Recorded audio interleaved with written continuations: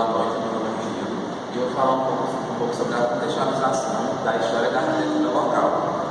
A arquitetura espanhola, até o século XVIII, era determinada pela influência de diversos povos que lutavam pela conquista da Península Ibérica. Nesse período também aconteceu a romanização da arquitetura, e essa romanização aconteceu de forma mais forte pela construção de teatros, de aquedutos e de pontes. Depois aconteceu a queda do Império Romano e a região, ou uma parte dela, foi ocupada pelos árabes, que também contribuíram na arquitetura com a construção de muitos castelos e muitas sinagogas. Algumas dessas sinagogas se transformaram posteriormente em algumas catedrais cristãs. O gótico francês também invadiu a Espanha no século VIII. Também teve uma forte influência na arquitetura espanhola. Assim como no século XVI, algumas estruturas renascentistas fizeram da arquitetura espanhola o seu meio de trabalho. E isso era muito visto em fachadas com o gótico, com o muro e com o renascimento, formando um estilo novo naquela região espanhola chamada Platequesa. O neoclassicismo também está muito presente na história da arquitetura espanhola, com artistas como Calés e Rodrigues. O Rococó também esteve presente como arquiteto principal, podemos citar Hipólito Ravel. E esse Ravel, ele foi o verdadeiro vencedor do concurso para a reurbanização de Barcelona. Só que o seu projeto ele não chegou a ser executado, e sim o projeto de Ildefonso Cerdá, que dividia o espaço urbano em lotes e deixava um espaço vazio em seu centro.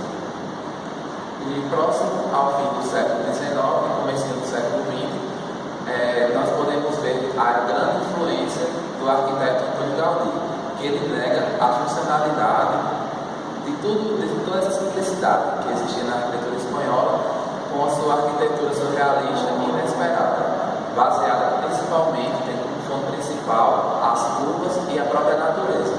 E aqui nós podemos ver a diferença entre a obra de Gaudí e da arquitetura moderna local, onde aqui a gente vê muitos detalhes, uma mistura de gótico, de ecletismo. E uma curiosidade sobre essa catedral, a Catedral da Sagrada Família, construída por Gaudí, é que hoje ela se encontra em obras, ela nunca foi finalizada. Boa noite, professor Renildo. Vou falar um pouco sobre a contextualização da história da arquitetura local. A arquitetura espanhola, até o século XVIII, ela era determinada pela influência de diversos povos que lutavam pela conquista da Península Ibérica.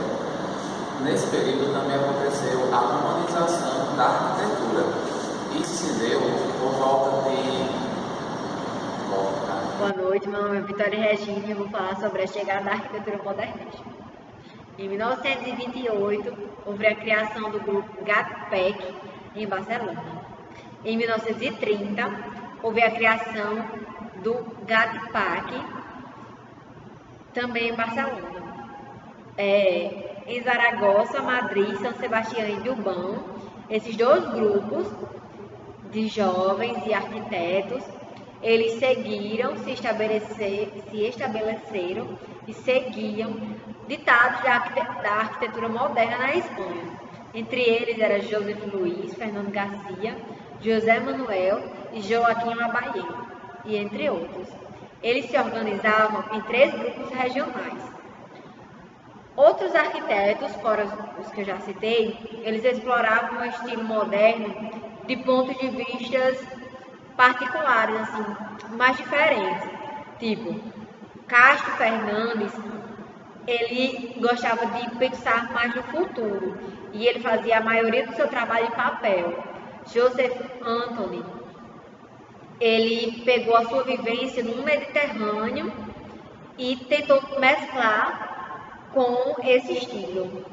E Luiz Gutierrez, ele foi muito influenciado pelo expressionismo. Na Exposição Mundial em 29, em Barcelona, foi desenhado por Mies van der Rohe o pabellon alemão, que ele logo se tornou um ícone.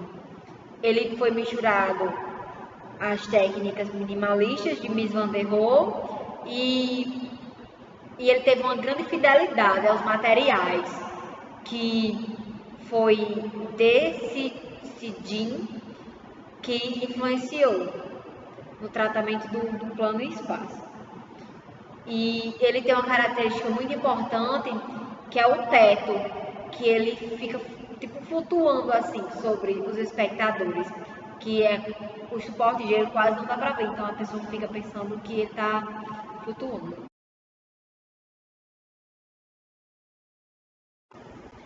Durante e depois da Guerra Civil Espanhola e da Segunda Guerra Mundial, a Espanha ela ficou isolada, política e economicamente. Como consequência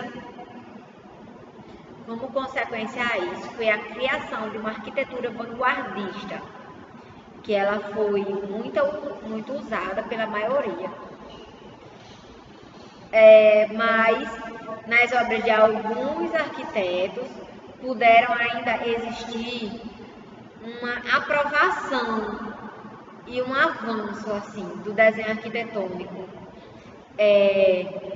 Um exemplo é Luiz Gutierrez, que ele era muito interessado na tipologia e na distribuição dos espaços.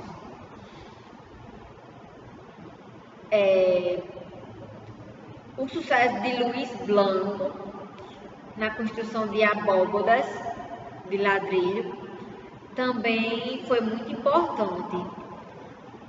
A sua construção tradicional levou a um estudo mais detalhado das formas dos materiais.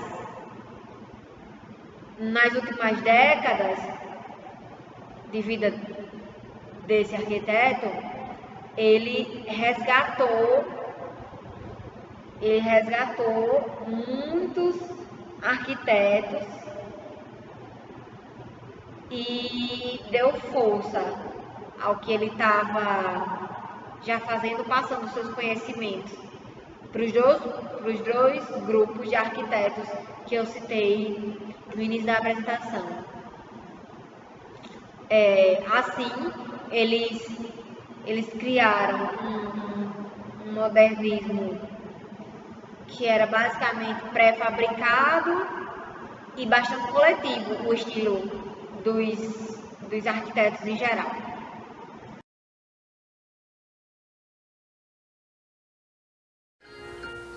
Olá, professora.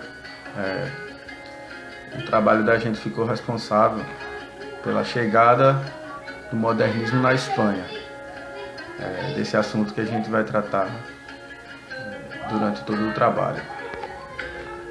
Assim como em muitos lugares do mundo, todos os países tiveram uma característica diferente e tiveram uma abertura diferente para poder ser inserido esse novo estilo arquitetônico que estava entrando nos países, que era o modernismo. Na Espanha não foi diferente. Logo com a Primeira Guerra Mundial, os países ficaram muito devastados com esse problema de urbanização que estava começando a ser pensado. Já tinha acontecido as ciãs, artistas, arquitetos e pensadores já começavam a rever a reconstrução dessas cidades e perceber que a reconstrução, como antigamente, não era viável. Então, as cidades já começaram a ser reconstruídas, né, de uma nova forma. Na Espanha, eu destaquei nos slides tanto Barcelona quanto Madrid e as principais características e diferenças entre uma cidade e outra. Diferente da França e da Alemanha, a Espanha teve um jeito bem peculiar de se abrir para os pensamentos modernistas. As fachadas das casas e dos prédios não eram aquelas fachadas brancas com janela em fita ou pilotis, não. Diferente desses lugares, a arquitetura modernista na Espanha, destacando mais Barcelona, ela se destaca pelo fato da utilização dos materiais que estavam sendo utilizados na época.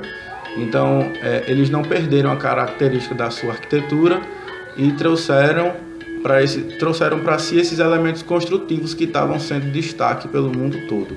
Não só também em Barcelona, como em Madrid. E nos slides eu foco bem essa parte de diferenças entre a arquitetura catalã e a madrilenha, onde em Madrid é bem mais predominante o ecletismo, onde se utilizam vários elementos clássicos, se utilizam elementos como ferro forjado também, tudo voltado para o modernismo, com a utilização do concreto, materiais novos, vidro, aço. Então, como eu falei no começo, eles se diferenciam por isso, eles não deixam suas características principais construtivas arquitetônicas e passam apenas a inserir esse novo conceito construtivo na sua arquitetura, não perdendo sua identidade. Durante todo o trabalho, eu exponho com imagens a evolução da cidade de Madrid e de Barcelona, de 50 e 50 anos, desde o ano de 1850 até o ano de 2000. Em todos os lugares que o modernismo foi inserido, que ele foi um estilo predominante, houve um motivo para que isso acontecesse. Como, por exemplo, a escola de Chicago teve que ter tido a abertura da ponte e a migração daquela quantidade de pessoas para fazer a cidade crescer. E como não tinha construções, digamos que já consolidadas no estilo, ou prédios altos, então isso não era uma técnica que já existia. Tanto que ficou conhecido como Escola de Chicago, e também na época do modernismo pelo fato de ser um experimento. Então, cada lugar teve sua característica responsável para a entrada do estilo modernista. E é justamente essa que eu mostro nos meus slides da apresentação e o restante do grupo também. Essa inserção do estilo e com sua peculiaridade, que foi a não perda de identidade, e sim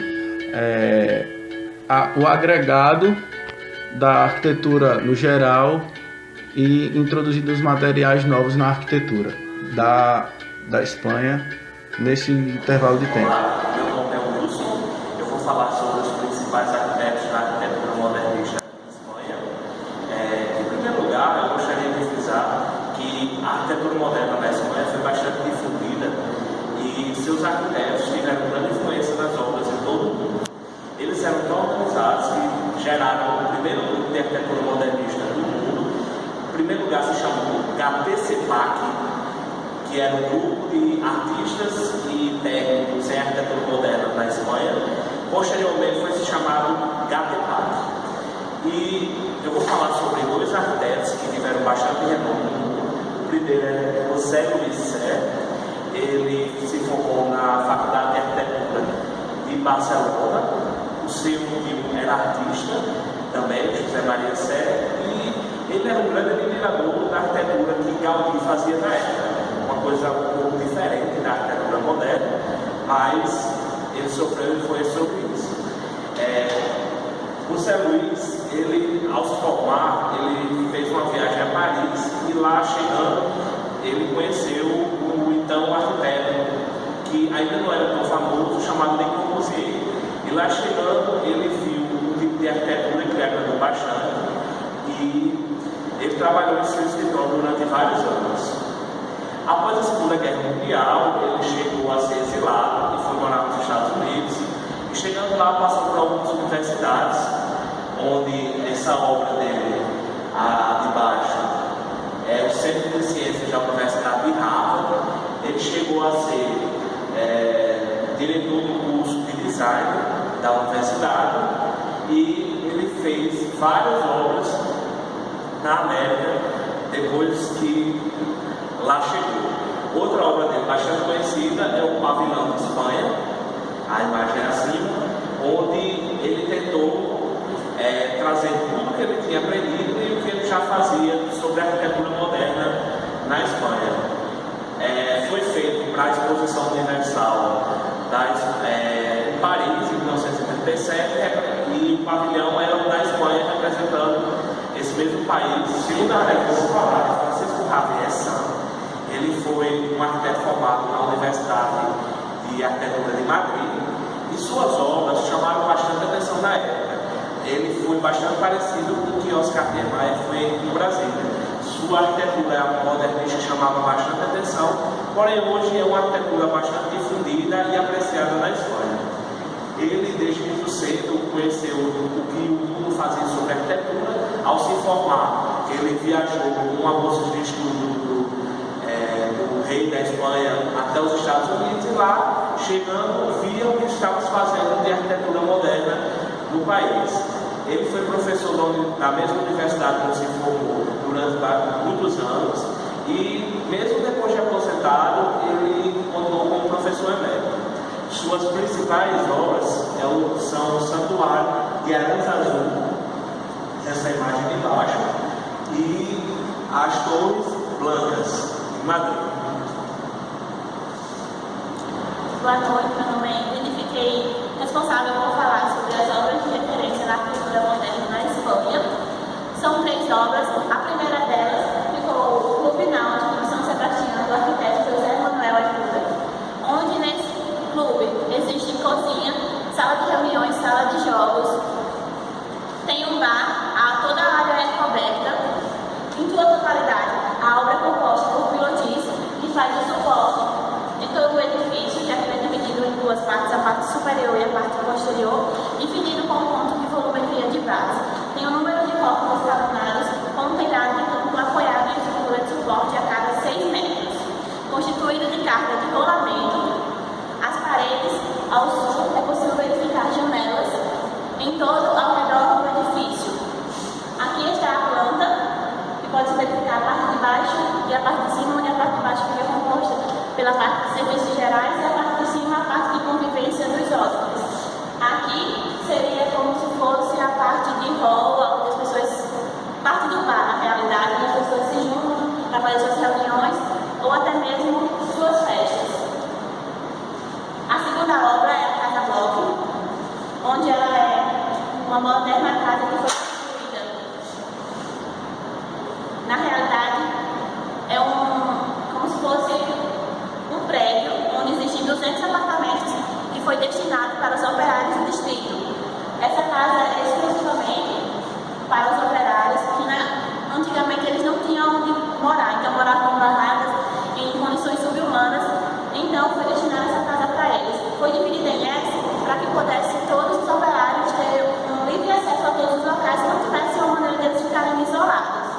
A terceira obra, pode passar,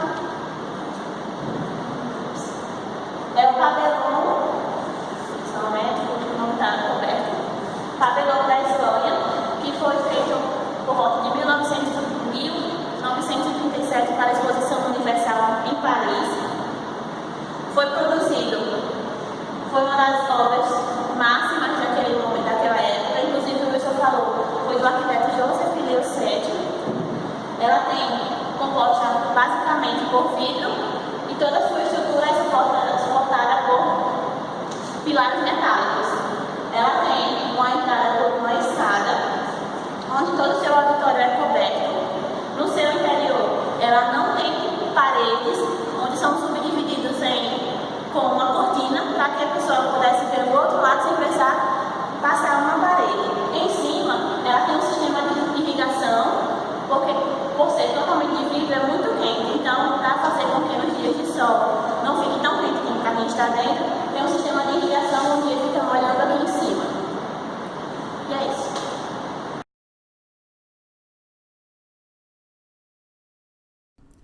E vou falar um pouco sobre o projeto urbanístico que meu grupo escolheu. Bem, o projeto urbanístico foi o projeto de Erquível, que é uma vila colonial que fica localizada nas proximidades de Sevilha, com cerca de 31,2 metros acima do nível do mar e tem uma população aproximada de 695 habitantes. Ela foi projetada pelo arquiteto Dom Alejandro de la Sota, através do Instituto Nacional de Colonização. E qual era o objetivo desse instituto? O objetivo dele era fazer várias vilas coloniais em toda o território da Espanha, que eles chegaram a fazer mais de 3.000 vilas. E o projeto da vila de Erquível foi escolhida em 1951 a partir daí passou a ser executada e foi finalizada em 1952. Erquível foi construída no terreno plano e ela tem um formato de arco. E suas áreas, tanto urbanas como rurais, são delimitadas. Suas casas são de uma altura média, uma altura baixa, porque o arquiteto ele acreditava que deixava o ambiente com mais conforto, um certo conforto. E tem ruas que são divididas. Como são essas ruas divididas? Existem ruas para pedestres e ruas para veículos. Como são essas ruas para pedestres? São ruas que são as entradas principais das casas são voltadas para elas, então isso forma um pátio. Não um pátio circular, mas um pátio horizontal, que tipo, não tem passagem de veículos, é apenas uma calçada nessas ruas, e tem também, pode ter no meio delas ou estátuas ou fontes, ou também canteiros de flores. Já a rua de veículos é uma rua que é como a que nós conhecemos, que tem a delimitação da calçada. Existe calçada nessa rua e onde os veículos passam, que na época não eram veículos, eram carros de boi, carros puxados por burros, por boi e por cavalo. Bem, eu notei 3 aspectos na vila de Erquível, que ela tem o seu formato, é bem característico do movimento moderno, por ser uma vila com um formato diferente, ela é em forma de arco, é bem estruturada, é bem dividida e, como falei também, ela tem uma separação entre passagem de veículos e passagem de animais. Também a sua arquitetura, que é uma arquitetura simples, no caso das casas, são casas simples com apenas fachadas brancas e lisas, não tem nenhum adorno, são casas que não passam de mais de 3 pavimentos. E também a sua igreja, que é uma igreja que podemos encontrar vitrais, cerâmicas, algumas pinturas e algumas também estátuas. Eu achei também muito legal que o arquiteto ele valorizou muito, ele pegou muito essa parte do convívio das pessoas, tanto porque ele construiu essa rua para pessoas, para você poder ter um convívio com o seu vizinho, uma certa intimidade.